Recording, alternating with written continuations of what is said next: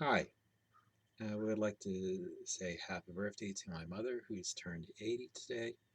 And, uh, and now on to my subject at hand, which is talking about polygamy, which is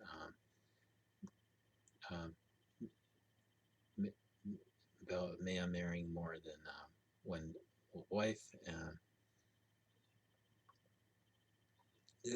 polygamy has been mentioned in scripture. I mean, starting with Genesis chapter 4 with with Lamech of the lineage of Cain, who took two wives unto himself, Ada and Zillah, and and and this has been sporadic situation. I mean, Abraham had two wives. There, there was Sarah, his first wife, and there's and and there was Hagar. I mean, and and and at the time Sarah was unable to bear children, so Hagar was given to Abraham's wife, he so he he could bear so he could have a child, and this was their their first attempt to fulfill what God had promised to um, Abraham, that his seed shall possess the land of land of Canaan, and he had a second wife named he had a third wife named Keturah, um, who bore children, and and after that there there was e- Esau, who had three wives.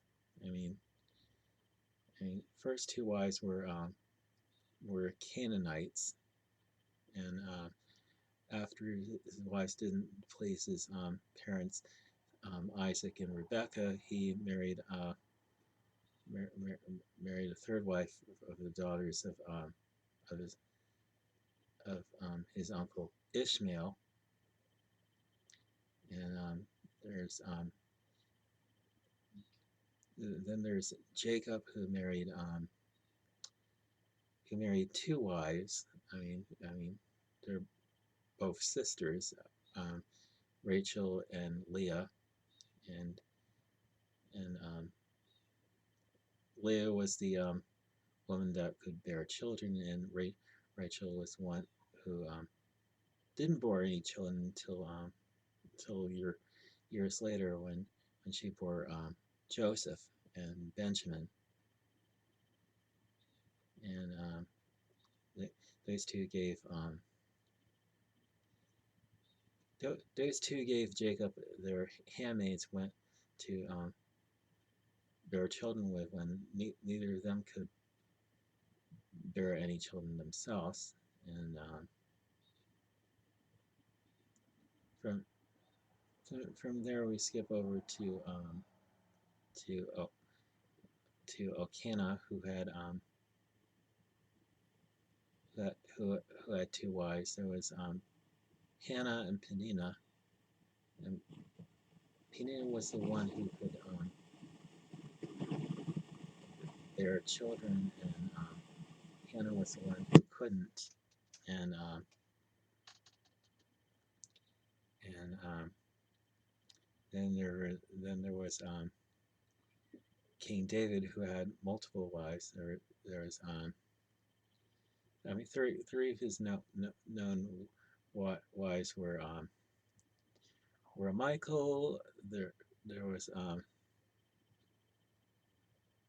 there was Abigail, and there was Bathsheba. Those weren't the only wives that he had, but those are ones that were notable in Scripture. And and then Solomon basically out outdid them all. Basically had 700 wives and 300 concubines, and I mean, why did why do these people have so many wives? I mean, well, was this part of God's will? Because according to Scripture, even as Jesus pointed out, God designed it, marriage is one man and one woman together to become one flesh, and and he create God created only one wife for Adam. He didn't create multiple wives, and and and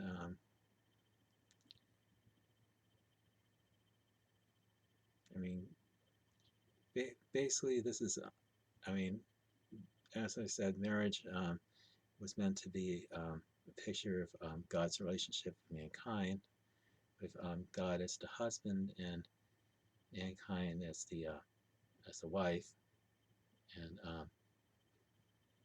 somehow polygamy disrupts the picture somewhat because it make, makes man into God in some form to basically have multiple wives. I mean, and and this this makes it hard for man to have exclusive intimacy with his wife because he now has multiple wives vying for his affection, and I mean, and a man can't please both wives at the same time, and I mean, even Solomon had to pick and choose which wife he's going to please at any given time, because he couldn't be everywhere at once like God could be to please everyone, and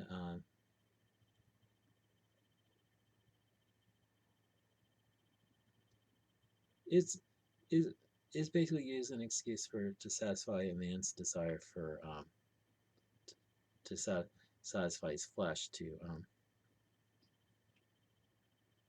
yeah, to satisfy his sexual desires. In the New Testament, this was discouraged when Paul wrote to Timothy that if a man desires to be a bishop or a deacon, he can only be the husband of one wife. He cannot have multiple wives. And if that is applicable for a person who wants to be a bishop or a deacon, it's applicable to every, every male in the Christian congregations. I mean, God God created this exclusivity between the man and woman in a marriage that's not to be disrupted, and that and that's where I'm going to leave you in this discussion. Make of that what you will. So have a good day, and God bless you.